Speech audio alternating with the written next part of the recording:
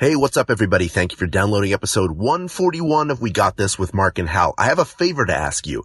If you're a fan of the show and you haven't rated us yet on Apple Podcasts, take some time to do it today. It doesn't take long. Even if you don't have an Apple account, that only takes a second to create, and it really helps us out. It does two things. Number one, it helps new people find the show. The more ratings you get, the more visible you are.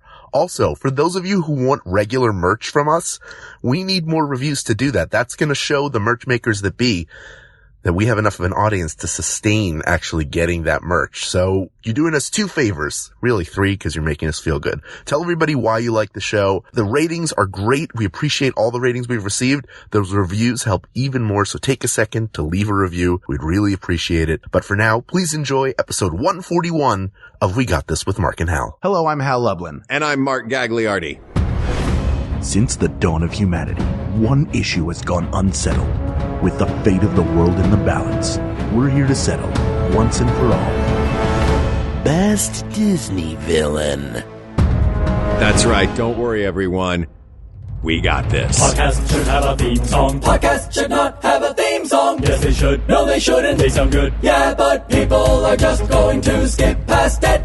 You know what? You're right. We got this. What is up, Moroccan Lounge? Los Angeles. That's right. Hi, everybody.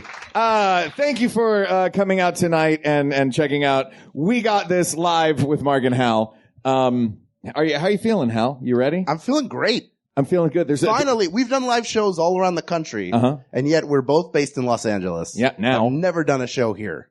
That's crazy. I never thought about that. Here we are. You're all breaking ground with us. This is a new moment in history. That's why the lights got brighter. That's right. Perfect fodder for an audio medium. Just describing the stage picture for those of you at home or in your car. All of you listening right now, the lights just kind of bumped up a little on stage. That's right. And it's real exciting as you're driving to work. Yeah. But we're here today. Yes. To settle a very important issue. For those of you unaware, We Got This as a show where Mark and I take the very important issues of our lifetime and those before and those yet to come and settle those issues once and for all. Every issue that we rule on is a final ruling. For all time, for all people. Exactly. And it changes the way you live your life. And the great thing is we take our suggestions from our audience. That's true. This was suggested by Amanda Kipax from our Facebook group. Kipax sounds like a character from the Guardians of the Galaxy universe. We can't prove it isn't. That's true. Kipax. It looks like that little porg in the Star Wars trailer. The little Kipax. But Amanda Kipax wants to know, who is the best Disney villain of all time? Yeah, this is a very exciting episode. But we're not going to do this alone. Never. No. Well, sometimes. Sometimes. But never tonight. Never tonight. Never tonight. We have brought a very dear friend of ours and a very special guest that we know you all know and love, and I know that she is very excited about this topic as well. So please welcome to the stage the fantastic Autumn Reeser, everybody. There she is.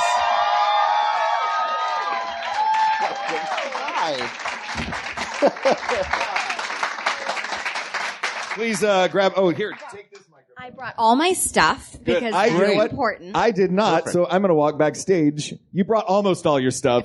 Amy had to bring you your drink. Here's my one more thing that is necessary. Mark's going to get water. While he does, let's chat for a second, Autumn. Autumn. I'm really excited about this topic. We've known each other for so many years. Too many years. Too many? When did we cross to too many? I think it was at the decade mark. Wow. That was like a year ago, wasn't it? Because we met doing the Thrilling Adventure Hour together. Woo! Yeah. See, I know how to get an applause round out of an audience. That's the equivalent of going like, so I'm married. All the married people out there. Oh, no. Wow. Boo. Guys, my wife is here. You're ruining it for me. Yay! We're here to talk about Disney villains. Autumn, are you a big Disney fan? Did you grow up? I'm qualified because I have 2 children. There you go. Okay. I think that qualifies me. Yeah, I was a big Disney fan. Was. Not anymore.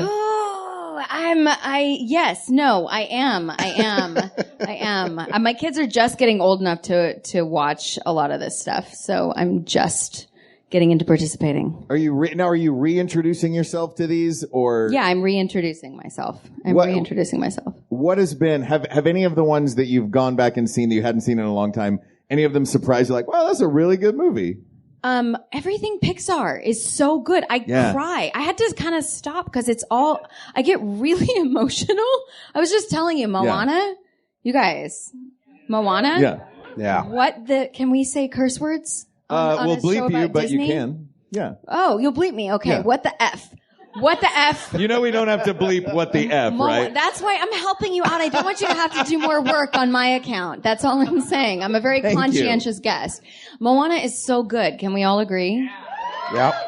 I kind of lost it. My kids were talking about it for the longest time. They want to do the soundtrack. I'm like, okay, something else. Okay, play we had Trolls, and then we had Moana. Okay, blah. Okay, I'm like, this is a good soundtrack. Obviously, Lin-Manuel was so good. Sure. So then I watched the movie, and I'm sobbing. I'm losing my S.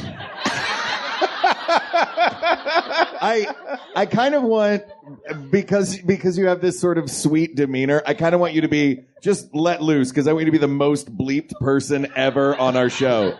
It's going to be tough to beat Doc Hammer. Or Rebecca Mader. I'm just enjoying watching her censor herself. Yeah. This is a whole new show within a show. That might be the story of my life. But Disney does this wonderful thing where they manipulate you because they have spent so long, because it takes so long to make an animated movie, and every tiny little moment is poured over and like really so specifically done. Like they know exactly how to pull on heartstrings, and because they've been doing it since 1937 with Snow White and the Seven Dwarfs. And you look at some of the early ones, and some of the early Disney movies are not great. Like, I went back recently because I've been going through the whole canon again. I was like, I'm going to go through the canon chronologically of Disney movies. Wow. Just because I have a lot of time on my hands. That's what I was going to say. When you're a voice actor for a living, you have a lot of time on your hands. And like, I watched Pinocchio, and I was like, this is a terrible movie. Don't awe that. Pinocchio is an idiot. He spends the whole movie just like, what? Okay. Like, he's the most malleable little puppet boy. There are tons of stupid people in all films, though. Do you think this is the presence of stupid people what makes those old Disney films bad for you? Because I have terrible news about current films. Loads of dopes. This is off topic. Yeah. To our guest, Autumn, who do you think is the stupidest character in any movie of all time? Oh my God. Wait, hold on. I'm not the right person. Hold on. Let me think about this. The stupidest character in movies. Pinocchio is up there. He's really up there. Yeah. I feel like you have an answer loaded in, Mark. I don't. No, I literally just thought of this in this moment as we were saying it. Really? Because it feels like one of those questions where, like, I'm going to ask you for what your answer is. So that I can I'm not sitting here like, what did you guys do this weekend? Let's go around the circle. And then I have like a great party story. Is there kind of what it felt like? Anything worse than getting a question like that and then you answer it, the other person goes, that's close.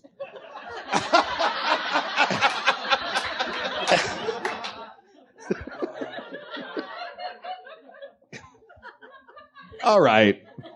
So apparently we'll all go late. We'll do a whole episode about it later. We'll have you back. We'll do who's the stupidest character in any movie. I'll do my research. Great. There you go. You don't have to do your research because Kate McManus for this episode has put together a wonderful list. Yes. Give it up for Kate McManus. Absolutely. Our researcher for the entire run of the show, and she's amazing. So we have a number of films here. Yeah. We should go over sort of our ground rules.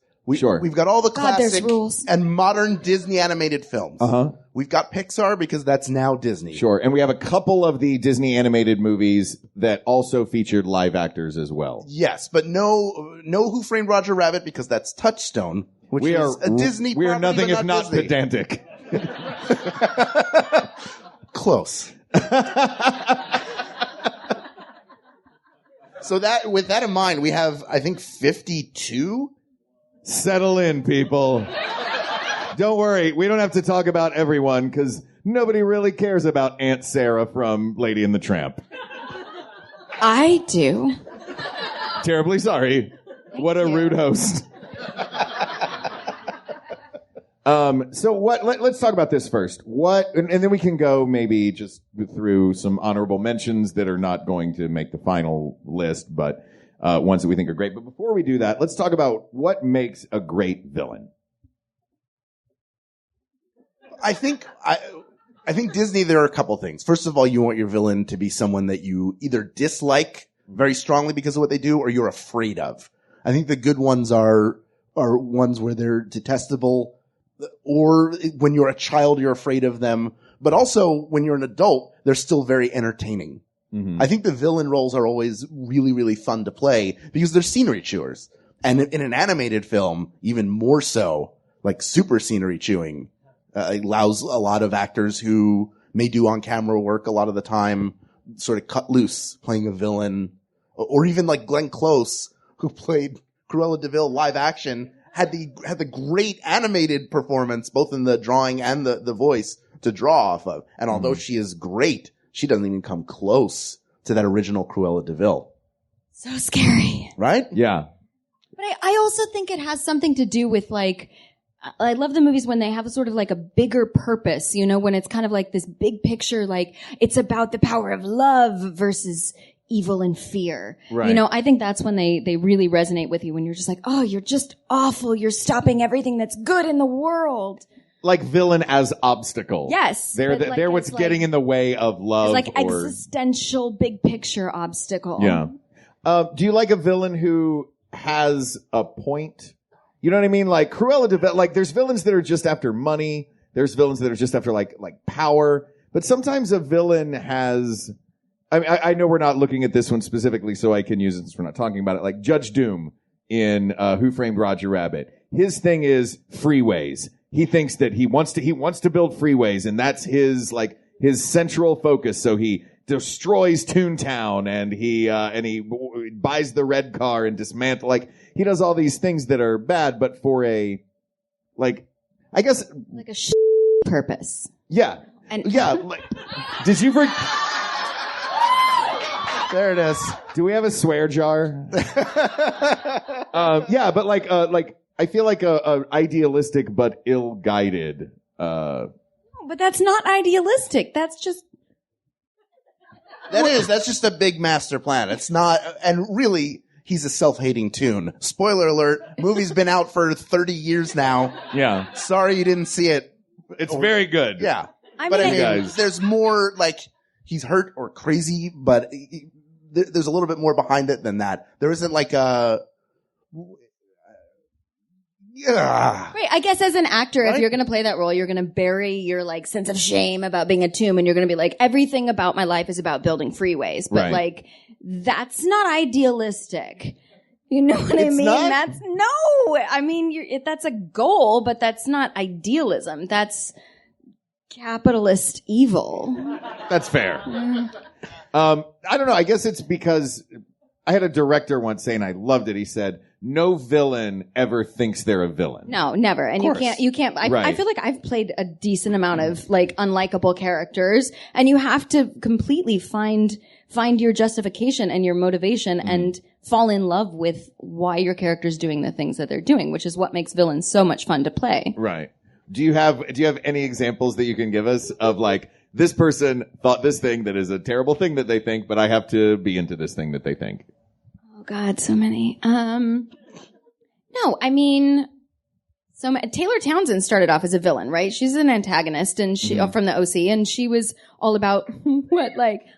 Shout out to the OC. Shout out to the OC. There it is. All right, Taylor. I think her whole thing at the beginning was like social club or whatever club it was that she was president or vice president of, like, needed to be the best club of all time. Like, she had everything needed to be run a certain way, and everybody else was effing it up, and she knew what was best. You know, edited. and that's fun to play when really you're like, you go to a high school in Newport. Like, you're not, who effing cares? Yeah. This must be so hard for you. You're doing great.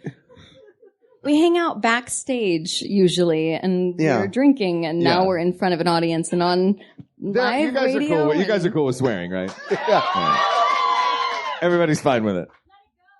Let it go. Let it go. But you bring up a good point. Like, Jafar and Scar are two people who want to rule. Clearly they think they'd be the best at it. So whatever they need to do to achieve that power and to be in charge is okay because the end justifies the means. Oh my God, this sounds nothing like current American politics. Not at all. Oh man. No parallels. Look, if we can't do who's the most insane real life villain because we all know the answer.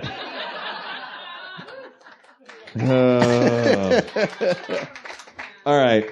Let's dig into these movies, shall we? Sure. Let's, how do you want to do this? Do you want to go by decades? Do you want to just do some of our favorites that we know aren't going to wind up winning or? Yeah, let's let's discuss some that really don't have a shot that are favorites. I mean, are there really, I can't see any here that really, I gotta give a shout out to Colonel Heller from Bedknobs and Broomsticks. Because Disney put a Nazi in a movie. A for real, legit Nazi. Also, Colonel Heller, not to be confused with the Colonel Heller from the James Bond movie, License to Kill, who was a drug henchman. Which I kind of love the idea that the James Bond people were like, right, we've got to come up with names for all these characters. Right. Does any of you see Bedknobs and Broomsticks? Why don't we just use that Nazi's name? He's a bad guy. By the way, that movie came out in 1971, Bedknobs and Broomsticks. It was still pretty fresh to the point where they really pulled out any idea. Like, I rewatched it recently, and I watched it a ton as a kid, and for some reason never picked up that they were Nazis. And now watching it going, oh, well, it's World War II. Those are crazy Nazi, super Nazis who lose to dancing suits of armor. Yeah. So they're pretty dumb in that contest you had that you made up of dumbest movie characters. Hey, we finally found it.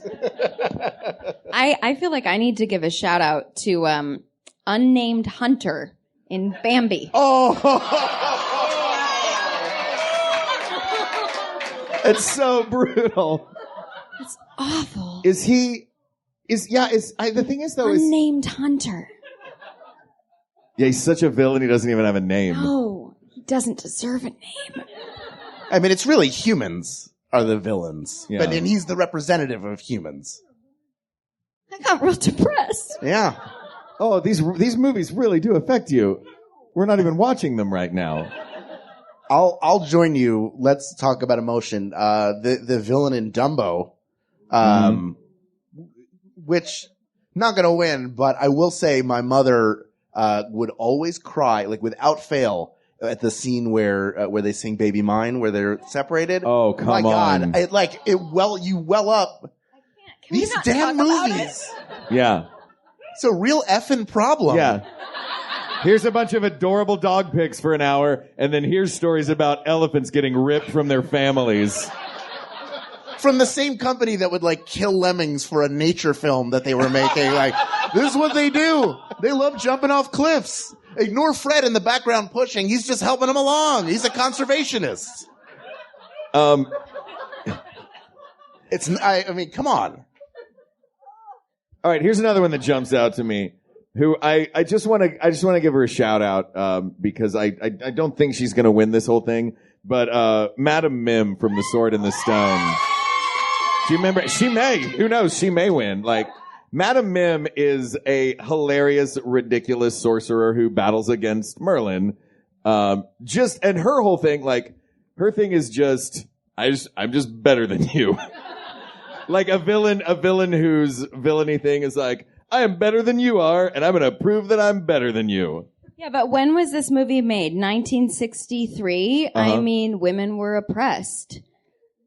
Fair point. She's got to stand up for herself. Maybe she's not a villain. Maybe she's just a strong woman. You are right. Well, it could be like, here's a question to bring up. I know we're talking about honorable mentions, but Maleficent was a villain originally, but then the Angelina Jolie film came out, which was great, but she turns out to be a hero. It's all perspective. Sure. Would that disqualify her from being the best villain? Outside of the fact that Maleficent eventually had a redemptive ultimately story. is a hero. Like, she was a hero before and then became a hero again. She was twisted. It was all point of view.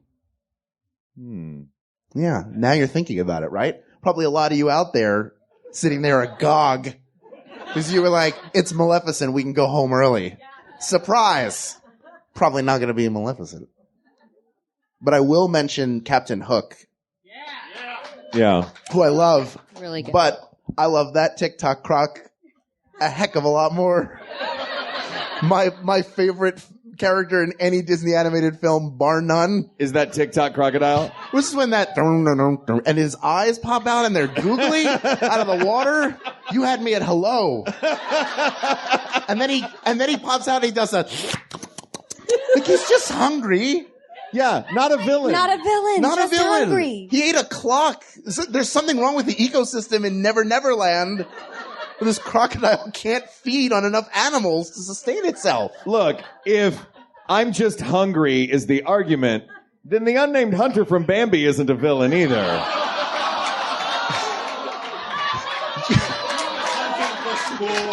Wow. Somebody marked the calendar the day an audience turned on gags. They like venison. Yeah, exactly. Who doesn't like a good venison burger? Have you had a venison burger before? I have. I've also had rabbit. I've never had skunk, though. I've eaten I'm working my way through the Bambi cast.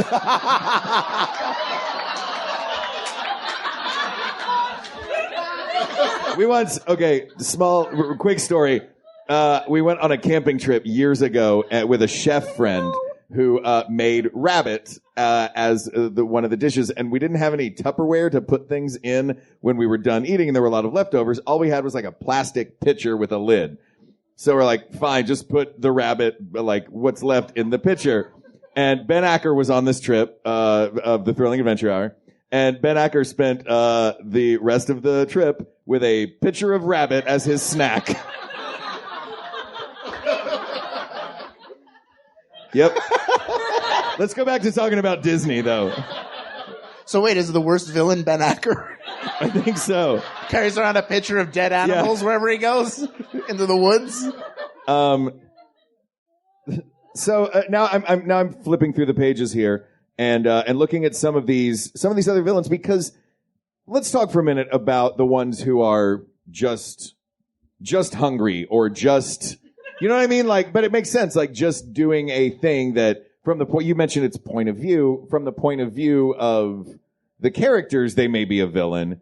Honestly, I'm not gonna lie. I feel like the hunter falls in that category. I feel like the croc in Peter Pan fits into that category. I'm looking for others that might fit into that category. Shere Khan. I mean, he wants to rule the giant. He wants the humans out. He's right that humans are terrible. Yeah.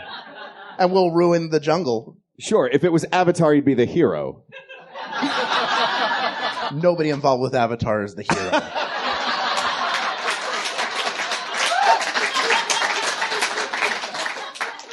You know what? I also think we need to eliminate all children. There are a great amount of villain children on here. Children are the worst.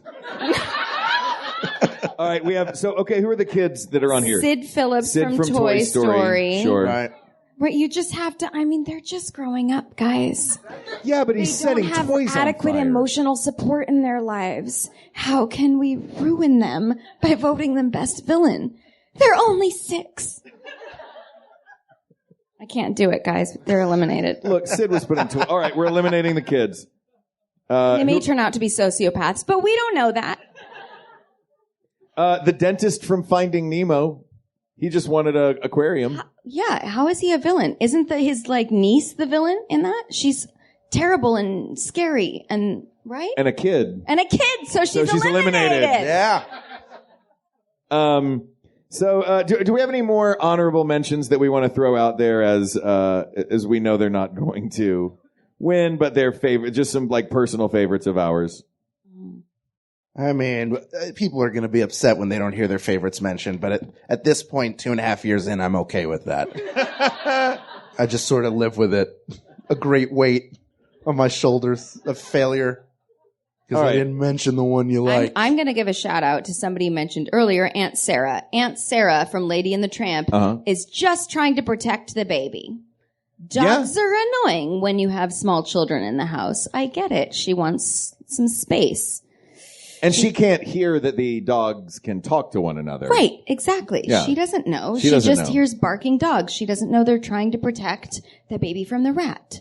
Nobody has seen this movie in years. I just recently watched it. I'm with you. The rat is the villain. Rat is obviously the villain. Yeah. All right. So now that we've eliminated the terrible ones, let's take a look. You know what? Let's do it this way. We'll just, since we have a 3-page document in front of us that, Kate McManus put together, three and a third. Let's just go on this first page and see, I'll run down the list and we'll pick out some of the ones that we love. Starting in 1933, the big bad wolf from the original Three Little Pigs, the evil queen, who did not know until today, her name is Queen Grimhilda from Snow White and the Seven Dwarfs. Stromboli from Pinocchio. We've got Lady Tremaine, the wicked stepmother from Cinderella, the Queen of Hearts from Alice in Wonderland, Captain Hook, Maleficent, and, oh man, this one I think, this one is my personal favorite, Cruella de Vil from 101 Dalmatians. Madam Mim, we mentioned Shere Khan, and Prince John from Robin Hood. That's all the big ones off this page, right? Yeah. Let me ask you this. Can we count villains that were originally created by other authors and then put in the movies? Does that make sense? Like King John or Prince John from Robin Hood. This is a classic character. Or Judge Frollo wasn't really a Disney invention. It was a Victor Hugo invention. I think it's okay. Yeah, we can count them. Okay. Yeah, For goodness because sakes. they're all I guess they're all from other things. I'm pretty sure that the original Robin Hood did not have Prince John as a lion. So that's a good point. Yeah, the Lion King is Hamlet. Would you eliminate Scar? Wait, what? Surprise. Hang on. I think Which one's Polonius? All right. So let's come up with our top 3 off of this page. Okay. That are going to duke it out. All right, Cruella de Vil. Cruella de Vil, hands obviously. down. Captain Hook. You want to take Captain Hook? I was saying he was going to be eliminated, but I'm okay keeping him in. No, he's fun. He's so He's much a fun. lot of fun. Queen of Hearts from Alice in Wonderland. Ooh, she's so brutal. Brutal. And she has a catchphrase. What is it? Off with her head. Oh, yeah. Just like, that is how she solves all of her problems. I'm sorry, the cable guy's going to be late. Off with his head. All right. She stays in. Yeah, okay. I think those are a good 3 to bring off this page. I will say, I'm just going to try and predict right now. I do not think the winner is on this page. Really? I don't think. I think it's going to be tough to beat Cruella de Vil. All right. Well, we'll see. That's true. She did try to make a coat out of dogs. Her only job. I'm sorry, go ahead. I didn't mean to interrupt. Can you guys remind me, what was her deal? Why was she so awful? What was her motivation? She was a furrier. Yeah. And she wanted to make a fur coat of puppies. That's her sole goal in this whole movie? All she wants is to make Seriously? a coat out of puppies. I mean, I think that we can she just won't. end this debate right now. That was what I'm saying. Like, if it's money and power because you think you can rule the world, great. All she wants is a coat made of guys, you just watched an hour of adorable dogs. How does she not become the biggest villain of all time? Because this Disney villain. She's certainly the worst villain in this group. You could argue that for sure. Because she's making a coat out of dogs that she sees as like, here's a great idea. Yeah. They're all small, so 101 of them will make a great coat as opposed to 10 adults. Hal I'm just thinking about this now. Lublin. Look, this isn't the day they turned on me. I'm fine. But there's a special place in hell Or where it's puppies. a bolt of cotton or polyester. Take a faux fur and speckle it with paint. Yeah. There are all sorts of things that you could do. A faux fur serious. speckled in paint is way better than a real fur slathered in paint by people standing outside the fur shop. That's right. Remember. All right. So is on this page we've got Captain Hook, we've got the Queen of Hearts, and we've got Cruella DeVille. Cruella DeVille. Okay. Who do we want to? Do you want to pick a finalist on this page now? We want to pick. Autumn, I leave it up to you as our guest. Do you want to go finalist page by page? She was trying to murder puppies. Yeah, there's no way it's not Cruella DeVille off this for page. sure. All right. Page 1 down. Page 2. I'm just going to read all of these. Some of them, I do not even know who these people are. Yep. Madame Medusa from The Rescuers. The Gogans from Pete's Dragon. Which, there's another great villain in Pete's Dragon. These are human actors, though. Yes. Playing villains. Like, I don't feel like that's quite fair. However, the Gogans in Pete's Dragon, and what was his name? Jim Dale's character? the professor... What was it? Thank you. Doc Terminus. Doc Terminus. You've seen Pete's Dragon, yes? Real long time ago. This was Jim Dale. For those who don't remember, this is Jim Dale in like a top hat and a twirly mustache as like the quintessential villain. Yeah. Also, shout out to Jim Dale's work as the narrator of all of the Harry Potter audiobooks. Yes. Oh my God. He is amazing. He's doing an amazing job. Have you been listening to these? Yes, I have. He's so good at that. He's so good. Have I already done my impersonation of him doing every character in those books, in those audiobooks? No. No. It's always... I have a feeling we're about to get it, and the audience is about to turn on you. And go. First of all, I love these, but Hermione is, ooh, Harry, and then Ron is, ooh, Hermione, and then Harry's like, ooh, Hermione, Ron. And then Dumbledore comes in, he's like, ooh, children. But as Doc Terminus, it's like the fact that he could even be considered with all of these animated villains. The song Every Little Piece that he performs with Red Buttons, where he talks about all the different things he can make out of a dragon when he kills it. Yeah. Because he just wants to make money. He's trying to get rich. He's a traveling medicine showman. He's a huckster. He wants to give people medicine, Hal. Yes. They're called doctors. Or pharmacists. Or drug dealers. Well, then he's not a villain. He's just trying to help people. All right. Going down the list, look, we got some non-winners before we get to some real contenders here. Amos Slade from The Fox and the Hound, the Horned King from The Black Cauldron, Ratigan from The Great Mouse Detective, a cool villain. Bill Sykes from Oliver and Company. Here they come. Mm-hmm. Ursula from The Little Mermaid. Percival C. McLeach from The Rescuers Down Under. How did you get in the middle of this list? Gaston from Beauty and the Beast. Jafar from Aladdin. Scar from The Lion King. Ratcliffe from Pocahontas. 2 people. Sid from Toy Story, who's been eliminated because he's a kid. Claude Frollo from The Hunchback of Notre Dame. Hades from Hercules. And Kevin Spacey himself, Hopper from A Bug's Life. You know what? We're eliminating him right now. Let's get rid of that immediately. Yeah. Give Robin Wright the show. Yes. For God's sake. Don't cancel it. Give Robin Wright the show. She's awesome. Yes. All right. I feel like there's a good little chunk in the middle here of some pretty epic villains. Ursula's in. Ursula's 100% in. Yep.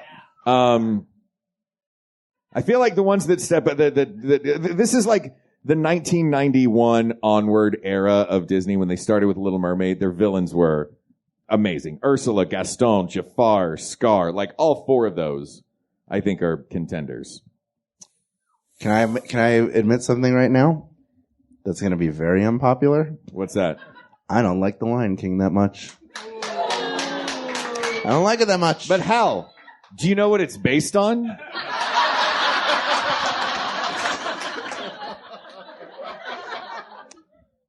Yes, I do. And even in spite of that, I do not care for it. All right. I'll tell you why. Well, we didn't ask. I'll tell you. You're close. The reason why is I don't like the music as much as I do for Beauty and the Beast and Aladdin and The Little Mermaid. That music is far superior. Sorry. Can you feel the love tonight? Alone. Alone. Well, Song of the Summer, 1994. All of the others were, so that one was Elton John's music, and all the others were either Howard Ashman and Alan Menken, or just Alan Menken after Howard Ashman died. You guys are real smart. You're real smart. You tell us what you think comes onto the list here. Comes off the page here. Okay, first I have to tell you a little story about one of these villains and my personal history. When I was in, this is awesome. When I was in junior high, I weighed like maybe, 75 pounds or something as a late bloomer, but my hands were like exactly the size that they are right now. And, my nickname in 7th grade was Jafar because my hands were like so big and I was so skinny. And I feel like this is my nightmare from 7th grade coming true. An audience laughing at me. No, this audience loves you. Right, audience? Yeah. So I can't decide if that means that he should definitely be in or definitely be eliminated, because it's obviously all about me. Yeah, you're our guest, so that guy. We're taking him off. That makes it so much easier. Now we have 3. Yeah. Off of a totally valid elimination round. Yeah. Yes. Look, I feel like, and I've said this before, I feel like on this show, we usually get to the right final answer, but our, silver medalist through all the also-rans, we get them way off a lot of times. So if the 3 that are we all comfortable saying that it is Ursula, Gaston, and Scar coming off of this? Yes. As the 3? Yeah. Now let's take a look at those 3. Gaston's just a huge prick. And then by the end, he's a murderer. Yeah. He gets or attempted worse. murderer. He gets worse as the movie goes on. However, let me make an argument now based on the live action Beauty of the Beast that the Beast is the villain. Because he captures a woman and is like, "Oh, you'll love me eventually. If I keep you in this cell, it'll be fine." And then her father is like, no, I'll stay here. Then she's like, "No, you go." And he's like, "All right, peace out. See you later." Like, come on. It's way more apparent live action. The animated film is far superior. Yeah. But that in particular, it's way more uncomfortable in live action. The question is, does how uncomfortable it is in live action, does that somehow negate the animated film? Or does it reveal the animated film? Honestly, all I can think about right now is tale as old as time. Stockholm Syndrome's real. But we're looking at the animated. Really doesn't make it better now that you've put that spin on it. Yeah. Now that you realize that Belle is essentially Patty Hearst. This show is scarring Autumn so brutally. Oh my God. Oh God. All right. There's a reason I haven't revisited these. I don't think I can do it, guys. I don't think I can do it. You can do it. You can do it. So, Mark, do you lean towards Jafar because you did the Aladdin stage show at Disneyland for many years? Good question. Did you play Jafar? Can we be friends anymore or no? No, I did not play Jafar. Oh, thank God. No, I played the genie. Okay. Thank you. You didn't see it. Show ran for 15 years, man. They're just glad you were working. Yeah, They're me too, man. You. Me too. Yeah. Getting spray painted blue every day. No, the one that I want to pull off of this is, for me, I like Jafar. I think Jafar is a fun villain. But I think the way that our show treated Jafar was different than the movie. Because in the movie, he's pretty nasty. In our version, at least to the genie, he was basically what Margaret Dumont was to the Marx Brothers. Right.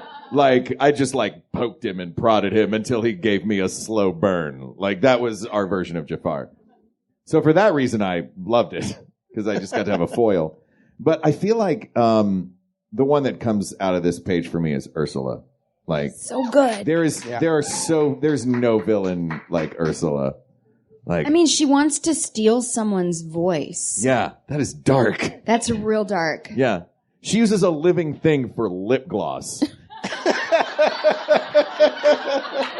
Right? Like she's like, you're alive right now. Now you're dead. So I can have glossy mouth. And she has the best song of any of these villains. Yes. Poor Unfortunate Souls Oh, is it's so masterpiece. Masterpiece. And So good. yeah, look, Scar's a great villain. I just want to go back to that for a second. It is a great villain. Jeremy Irons does a great job. And it's devious and scary. I would imagine if you were a very young child, seeing him kill James Earl Jones. Very sad. Well, Mufasa. kill Mufasa. Yeah, I get it. But it's James Isn't Earl like Jones. kill James They're like, Earl Jones. The voice of CNN is dead because they're young. That's the only real exposure they have. You know how kids love CNN? Yeah, sure. You know, kids, two things kids love. Candy and Don Lemon. Can't get enough of him.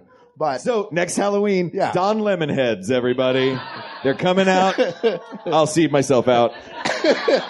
but Ursula's like a grand dame of Yeah. villainy.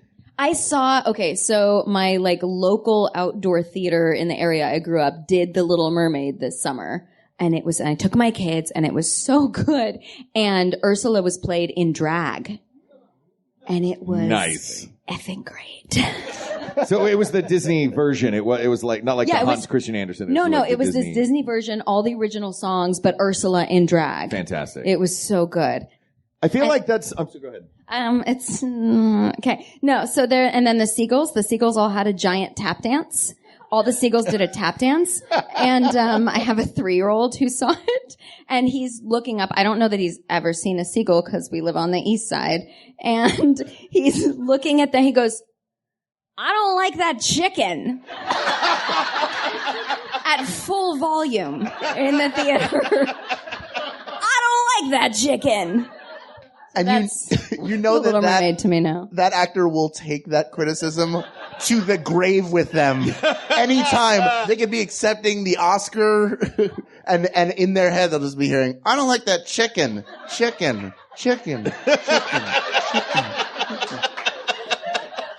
I really studied seagulls. I went to Malibu.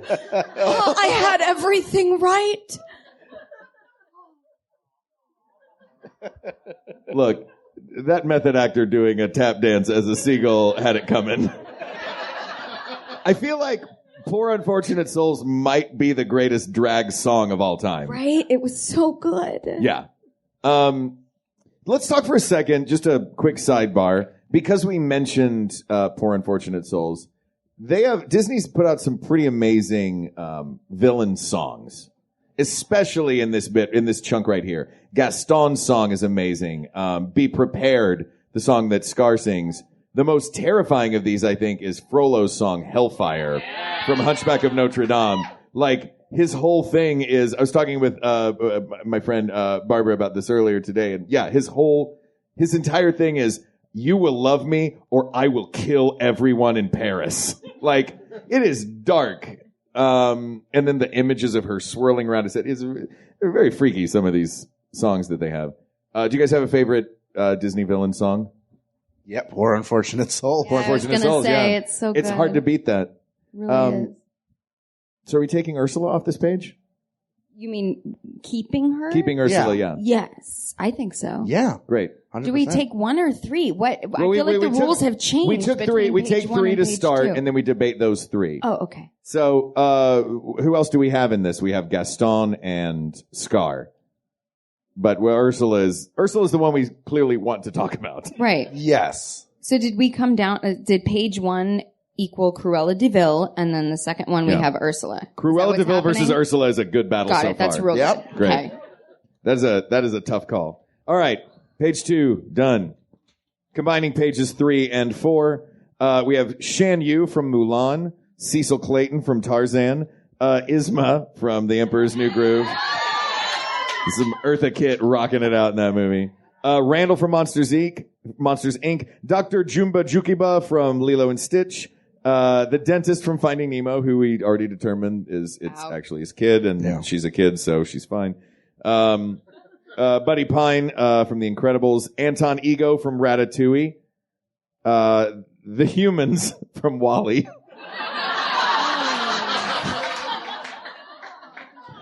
Already eliminated on page 1, the Humans from Bambi.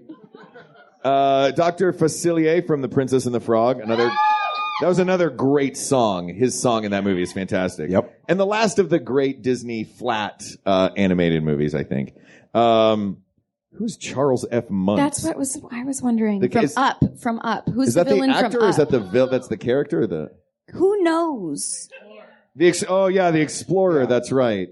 Who at the end when they go with all the dogs that they... So we go the whole movie without a villain and then the villain shows up at the end? Yeah, he's not going to win. Okay. Mother Gothel from Tangled, Mordu from Brave, King Candy from Wreck-It Ralph, and Prince Hans from Frozen. Actually, I'm going to hold off on the last page because I wanted to talk about that separately. Sure. So do any come out of this page that we like? I mean, Mother Gothel kept her daughter entangled, like restrained in a tower until her teenage years. That seems not okay. That's rough. And all the while singing to her Mother Knows Best. Right. Really disturbing. I mean, that's along the Beast Stockholm Syndrome thing. That's pretty bad. It's bad. I would take Dr. Facilier and pull him out as a finalist. I think that The Princess and the Frog is a vastly underrated Disney animated film. Yeah. It's so good. The music is great. The performances are great. It's a really fun and interesting take on What's a his story song, that The we Other know. Side? Is that the name of his song? Yes, I think it's all. so. You've seen Prince of the Frog. Prince of the Frog it's New Orleans, almost modern day, if not. No, it's modern like the day. 20s. Oh, it's the 20s. Yeah, it's like the jazz era. Close enough. And his sort of motif is voodoo. Mm-hmm. He's like this crazy voodoo magician guy. There's not as much on this page. I will say Cecil Clayton from Tarzan had the single worst death, like most brutal death scene I've ever seen in a Disney movie. I didn't see it. What happened? It's so gruesome that all you see is the shadow of it. He falls out of the trees, gets caught up in vines, and is like, neck snap hanged, and all you see is like the shadow of his dangling feet in lightning. It is horrifying. Wait, how do you explain that to a child? Yeah. Do not show the boys this one. He'll be fine. It's just a little boo-boo. He'll be fine. Don't climb trees. Please. Climb trees. That would make me afraid of trees if I was a child, if I watched that movie. Not say that to my children. I feel like that would be a bad message. What would you say? When they were like, sometimes let's people role play. die. Let's role play. I love this. I will be your child. Mm-hmm. Oh, you don't want to. No, we just came across a seen- dead bird on the side of the road recently, and I fully, and like the side of its head was like kind of mashed in, and my kids they're boys, they're obviously like super fascinated by this, and I take the opportunity to be like, this is life, and what do you think happened to him? Like, I have a full conversation about death with my 3-year-old and 6-year-old. It sounds like you turned them into CSI. Yeah. What do you think happened?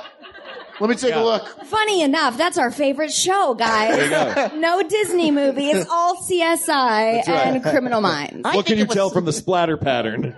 It was blunt force trauma, Mommy. Well done, son. Let's get the black light. God, I think I just got nominated for Best Villain.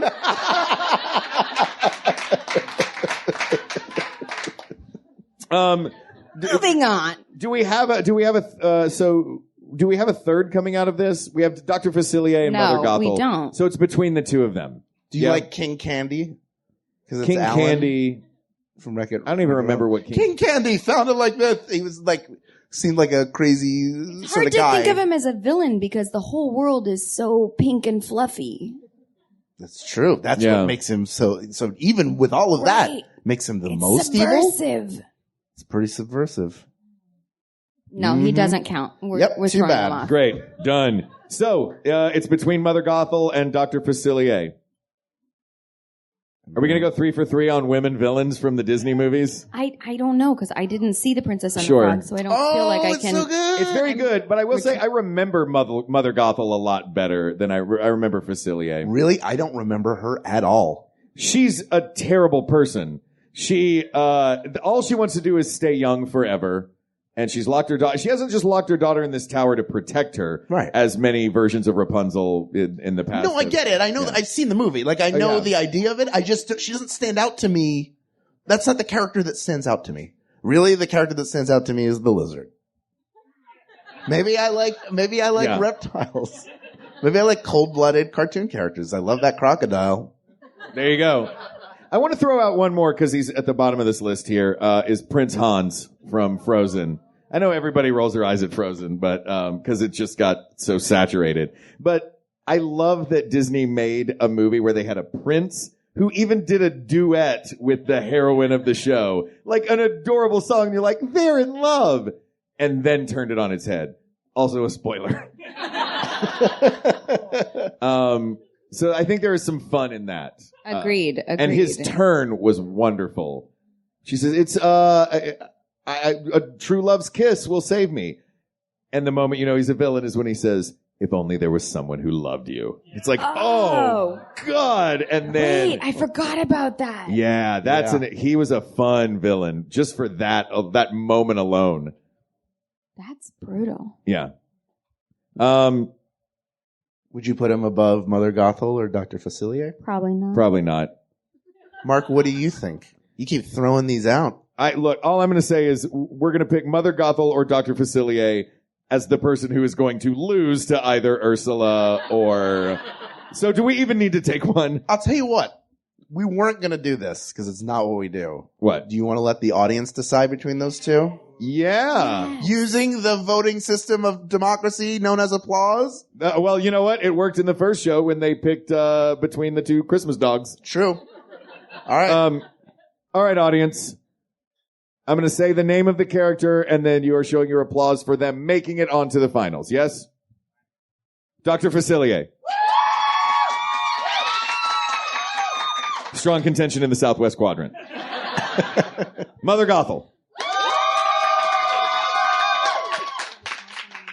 Yeah, I feel like they were battling side by side. Like the bride's side and the groom's side are fighting. I'm going to do it one more time. Dr. Facilier. Mother Gothel. It's Mother Gothel. Yeah. All right, we're going 3 for 3 on women villains in the Disney world. What does that mean about about Walt Disney's psyche? Or that company? Yeah. All right, and then our last page just has 2. It is Dawn Bellwether from Zootopia, also a spoiler.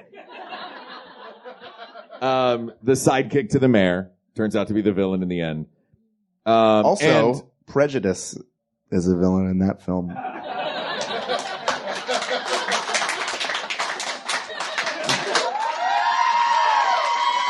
Yeah. Boom, right? How about this? Te Kā from Moana. Climate change is the villain in that film. This is, and we were talking about this backstage. This is a thing that Kate wrote this out, and she actually wrote in this list, she wrote Te Kā, and then in parentheses, climate change. And I did not realize until reading that was what that represented in that movie. And I was going, oh my God, I have to rethink this whole thing. And I texted Hal when I read this. I was like, Hal, I've just spent 2 hours in an internet wormhole reading about allegories in the movie Moana. So we'll leave this up to our guest. Which is worse, prejudice or climate change? I'm so glad we don't have to do this as a full episode. Amen. Oh my God. Okay, we went from wants to kill puppies, wants to stay young forever, to these giant human concepts. Why? Why would you do this to me? Also, I gotta hand it to Disney for upping their game. Yeah. You know, making it about universal concepts. Go Disney. Yeah, they started with a dumb puppet, and now it's They're duking it out now over it's real climate things. change and prejudice. Yeah. Oh my God. I feel like that's Pixar's influence. Yeah, Because I if you think you're look right. at those films, the themes of them, even if it's not the villain, are really big concepts. Like I know. That's why I can't watch them without crying. when I went to see Inside Out, I cried the second the credits started. The beginning credits. I was already That's more crying. you than the movie. I was very excited. I might have been going through things at the time, but I go to see it with my wife Jennifer, who's here tonight, and she kept looking over at her husband, who like just tears streaming. I wasn't trying to hide. Like, if I'm going to cry, let's cry, and I just went for it. However, that wasn't really when it started, because the short that went with that film was Lava, and as soon as that started, I cried even more during that. I almost didn't have enough tears left for Inside Out. And then my partner in crime at work, also named Jennifer, started sending me links to it. Just to make you sit at your desk and cry? Hey, I clicked on it, to be fair. Just to see. Like, I was like, is it just because of the moment I was in? Nope. Cried again. Cried again. Will not watch it anymore. Cannot. He's a modern man. Modern man. Since this is a comedy show, what's the saddest Disney moment for you? Oh my God. That Dumbo one was a pretty good one. Up. Yeah. All of The first Up. 20 minutes of Up. How is that a Disney movie? What were you trying to do to me? Oh. And then my friends will tell me they haven't seen it, and I'm like, don't, just stop. Yeah. Just wait until you're like, I don't know. When is an appropriate time to watch that movie, guys? Never. Never. Never and always. When you need a good cry. How long do you think that portion of the movie was?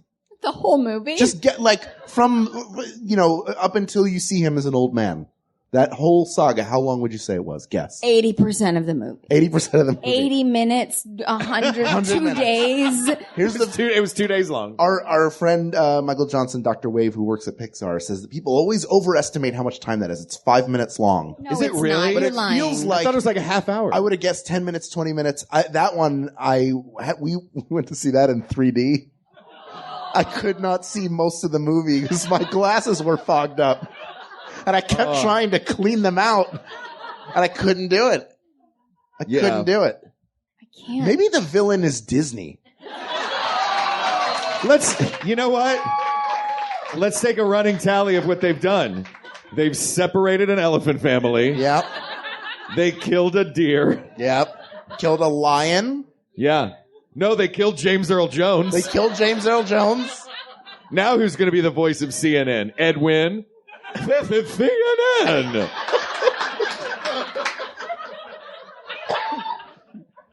They stole a girl's voice and They her stole the flippers. girl's voice. Yeah. Oh my God. could they? Yeah. They're terrible. They failed the Bechdel test a bunch of times. like Maybe Aladdin. all of the time. There's only one female character in Aladdin who we know their name. They're like, oh, Aladdin's really hit rock bottom, like from the beginning. But then there's just Princess Jasmine and her tiger. Yeah. She doesn't even talk to other people a lot of the time. She's like, all right, animal, I guess it's just you and me. It's her tiger and her dad. As the only female character that has only a first name. Also, I feel kind of offended by the fact that all these female villains we're talking about, save for one, as far as I can tell, are all about like retaining their youth. Oh, wow. Well, yeah, Cruella de Vil doesn't care about her youth. She just cares about puppies. I know. That's why I think she's inevitably gonna win.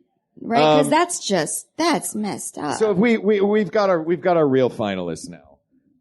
Let's talk about that. Let's get to the meat of it. yeah. We've got Cruella de Vil, Ursula. That somebody other who's not lady. going to win Mother to Cruella de Gothel. Vil or Ursula. I feel like they're the two. Yeah, this is a 2-horse race for sure. So this is where we really get into, is it about how evil they are, the extent of their evil versus the entertainment we get from them. Also, do we want to be giving them awards for this type of behavior? Well, we have both of them backstage, and one of them will come out to accept a trophy. So it'd be really bad if we didn't. Giving them a trophy. No, it's cool. The trophy is that Them. box with the rats in it from 1984. Oh, okay.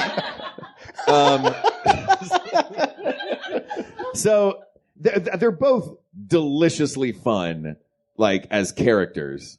So I don't know. Does that since they both have that element to them, because so many of these villains are just scary, terrifying, evil. But we really did pick the two that are the most like the ones that are just so much fun to watch, that chew the most scenery. I feel like as a child, you watch The Little Mermaid and you know Ursula is bad because she's big and scary, and she's trying to take something away from the character that you like. Yeah. When you watch Cruella de Vil, you know at that point, if you've had a human being raise you, that it's intrinsically wrong to kill puppies and make a coat out of them. Right. So in that way, the evil of Cruella de Vil is sort of like a static evil. We know that that's wrong. Whereas Ursula's evil is defined by the person she's taking something from. Oh my God, that's really good. Yeah. I think you just made up my mind. Nobody's ever told me that before. You are turning bright red. I feel so good about myself. I feeling a pride in my ability to form a thought and share it with people. Cruella does also have a thing at the beginning, when she first comes in, where she's just an insufferable jerk. Like, you don't know that she wants these puppies to make a coat. Her first whole scene in that movie is just her coming over and kind of being a bitch to the family, like, and just talking about how rich she is. Like, that's her whole first scene. That she's like, well, fine, I'm going to put my cigarette out on your floor and then leave. Like, that's Cruella's whole opening bit of the movie. Why are they friends with this person? That's the thing. I don't know. Why'd they let her in their house? She's a friend of the wife, yes? Yeah. Because she hates the fact that character married the songwriter, who then writes a song about her. That's really the Cruella de Vil, Cruella de Vil. Like, that's the song. She doesn't have a song of her own. Yeah, she doesn't sing her own song like Ursula does. It's just a half-baked song about her. You know he's not going to finish it. Because he has never finished anything in his life. Realistically, what happens when these dogs are returned to this family that has no money? It's not like he goes, this would be a great musical. I feel like those dogs meet a pretty bad... I feel like that family gets broken up. I'm just going to put it out there. I'm not a fan of that. I'm not saying I'm for it. I'm just saying it seems like that's the logical conclusion. I think it's unreasonable to think you can raise 101 Dalmatians. Right? That's a lot of dogs. Even if you not reasonable. If you were a professional breeder, 101 that's too many. Also, I'm pretty sure they're living in New York City. Yeah. Some of them could be guide dogs. These dogs could have a great life living paw in hand with humans that they're helping. Instead, their choices are a coat or poverty. And that was what London was like in those days. Oh, it was London? Right? Okay. It's a lot Either of way, British they people. don't have a backyard, right? No, they're city folk. Yeah. Okay. How are these dogs peeing? Anyone who lives in an apartment with dogs knows how many times you need to take dogs for a walk. How do you walk 101 Dalmatians? Not a reasonable movie. How many times did they use that midnight bark just to say, like, I haven't been walked in 3 weeks. There's just a pile in the corner. I'm a dog and it's either bothering me. Also, I don't think I know 101 names to give those dogs.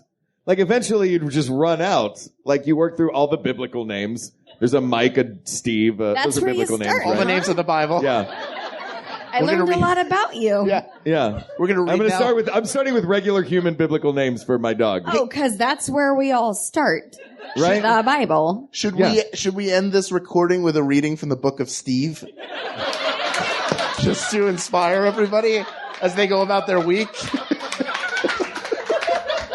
Point taken. I'm saying it'd be hard to name 101 dogs. Much less all the pooping. You're right, the pooping is probably harder. The point is, Ursula's song is better. I mean, I feel like... That was me changing the subject when I felt backed into a corner. It was super smooth. Nobody noticed. Great. You guys didn't notice, right? Great, thanks. So wait, you said, Autumn, that an argument that I made helped you make up your mind. Which way and why? Is it because of the intrinsic evil of Cruella de Vil that she's better? Or is it because it's Disney? Remember, this is Disney. I think it's because she's subtle. There's that subtle evil to Ursula where she's offering something that seems appealing, but taking something in exchange. Right. And really it's all about the manipulation, and that is real effed up. Yeah, it's terrifying that she gets Ariel to give her voice. She doesn't take it from her. You've got your looks, your pretty face. Don't underestimate the importance of body language. Do we have our winner? I think so. Hal? People of the world, Cruella de Vil is terrible. We all know it. She is the Michael Vick of Disney characters. But this is Disney. You want some show personship. You want songs and scenery chewing. And the character that embodies that the most is not only a grand diva, but also turns into a hideous sea monster. Oh, yeah. Ursula is the best Disney villain because she is the worst Disney villain. They're one and the same. Two sides of the same gruesome coin. Ursula, asked and answered. There you have it. So the next time somebody comes up to you and is like, hey, who do you think the best Disney villain is, and tries to get a conversation starting, you can just end it right there. Yeah. Say, we're done here. It's Ursula. And that person is going to say, like, I was just trying to get to know you. You're close. Autumn Reeser, thank you for joining us. Autumn Reeser. Having me. This was too much fun. This is a treat. Where can people find you? Plug away. The floor is yours. Oh, Lord. November either 18th or 19th, because I can't remember, on the Hallmark Channel. What is it? 19th. November 19th, Bramble House Christmas. Awesome. On the Hallmark Channel. Feel good family movie. And then The Arrangement Season 2 on E! Next season in the spring. Amazing. Thank you for coming and joining us. Thanks to Amanda Kipax for the suggestion. This topic is closed, but there are many more topics out there, so please reach out to us on Twitter at We Got This Tweets, or check out the Maximum Fun subreddit, or email us at wegotThisPodcast@gmail.com, or be like Amanda and go to the Facebook group. That's facebook.com/groups/We Got This Podcast. Thank you to producer Ken Plume, researcher Kate McManus, who put together this list, QA engineer Jen Alba, and graphic designer Uri Kelman. And thanks as always to our musicians, Jonathan Dinerstein and Mike Furman, for our score and theme song respectively. And thanks to you, our listeners, and in this case, our viewers, who have come out tonight to check out the show in our first live Los Angeles show. And also thank you to everybody at the Moroccan who helped us out and gave us a place. Amen. Thanks to Gabe up in the booth. Gabriel in the booth. Thanks to Alexis, and everyone here. I love this venue. It's my first time here, and I'm a big fan. That's right. And thank you to all of you for giving us an opportunity to sit up here and talk about things that are really, really important. For Hal Lublin, I'm Mark Gagliardi. For Mark Gagliardi, I'm Hal Lublin. And don't worry, everybody. We got this. We got this. Thank you. Thank you, everybody. Thank you. So much. In celeb news this week, the hosts of Lady to Lady took a break from hanging with today's hottest comedians, actors, and writers to sell a sex machine. What'd they do with all that cash? Rent a party bus to go to Magic Mike Live in Vegas, of course. All of this on the heels of a salacious Sizzler session with Home Alone 4-star French Stewart. Want to know what the we're talking about? Tune into Lady to Lady whenever, wherever you listen to podcasts. Can you keep a secret? Neither can we. Following the news is hard and it sucks. How do you know which stories are important? Which sources do you trust in this post-truth world of reactionary journalism? I'm Brett Black. And I'm Travis McElroy. And we host a podcast called Trends Like These. We cover trending news stories. We debunk misleading clickbait headlines. And we always try to throw in a little bit of good news. In our quest for truth. So join us every week on MaximumFun.org or wherever podcasts are found. MaximumFun.org. Comedy and culture. Artist owned. Listener supported.